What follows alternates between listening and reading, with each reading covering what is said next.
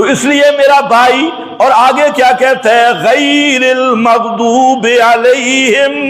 ہر نماز میں پڑھتا ہے، اور جب وہ نماز سے فارغ ہوتا ہے تو ماشاءاللہ مذہب بھی یہود کا، سیاست بھی یہود کی، معیشت بھی یہود کی، بوئی سود بھری، اور عادتیں بھی یہود والی۔ تو اس لیے میرا بھائی آج امت باوجود کثرت کے ذلت میں مبتلا کیوں ہے، باوجود وسائل کے ذلت میں مبتلا کیوں ہے کہ یہ امت اللہ سے دھوکہ کر رہی ہے، غداری کر رہی ہے۔ نماز کے اندر جو پڑھتی ہے،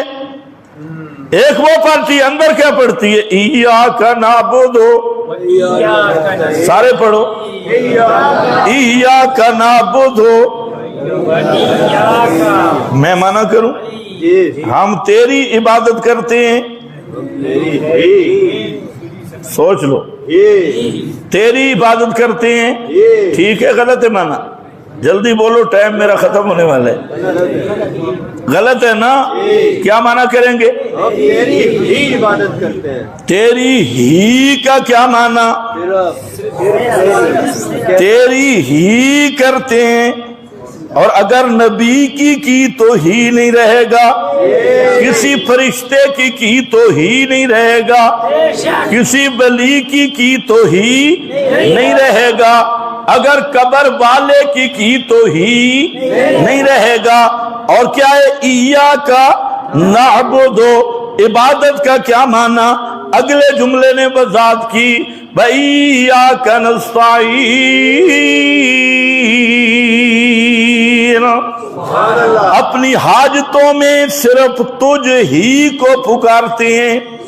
کسی اور کو نہیں۔ یہ نماز میں وعدہ کر کے پھر کوئی قبر پہ، کوئی تعزیے پہ، کوئی تابوت پہ فراڈی غدار،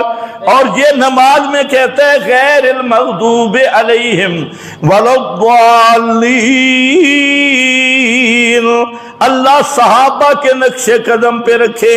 یہود نصارہ سے بچانا ہے، پینٹیں لگا کے، انہی کی نشانیاں لگا کے، ٹائیاں لگا کے، جمہوریت میں منہ ڈال کے، انہی کا طاغوتی نظام کا سنگل گلے میں ڈال کے، پھر بھی کہتا ہے غیر المغضوب، فرشتہ کہتے دور اللعنتی، کیتی تو سارا وہی کھڑے، تو پھر آدھے غیر المغضوب علیہم، تجھے تو مذاق بن رہا، نماز کا بھی مذاق کر رہا ہے۔ نماز کے اندر تو انسان بننا، نماز کے اندر آدھا یہودی آدھا نصرانی، اور منہ پہ صراط الذین انعمت علیہم غیر المغضوب، یہ غیر المغضوب تا ہے کہ طاغوت نو چھڈ کے تے یؤمن باللہ علی سائڈ تے آ جا۔